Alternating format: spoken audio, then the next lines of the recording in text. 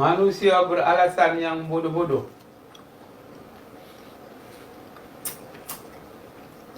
Dia tidak cerdik tu, nampak? Tak nampak? Nampak tak cerdik orang tu. Setelah hang nafi, hang isbat daripada ujung rambut, ujung kaki, ada lagi keupayaan izning hang punya ada? Tak ada. Dia kata tak ada. Sekali lagi dia kata ada. Nampak tak cerdik orang?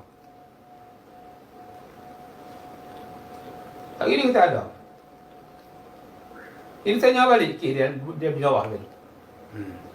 Buat kali yang kedua. Penyerahan yang kedua. Habis tak? Habis. Suruh tengok ujung rambut dengan kaki. Ajak pula. Tengok dengan apa? Tengok dengan akal.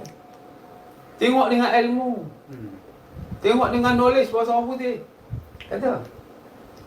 Allah Ta'ala ajak pada hang. Habis. Habis dah Isya tak ada. Masih lagi ada.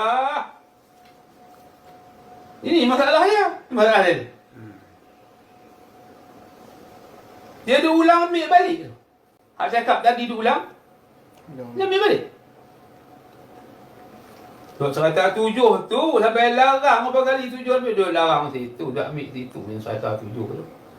Padahal dah serah dah habis dah. Tujuannya nak tanya di sini. Ni siapa duk tukang serah, tukang kata. Tanya berapa kali, kenapa tak habis? Mengapa tak habis? Kenapa penyerahan tak habis? Tak tahu nak apa.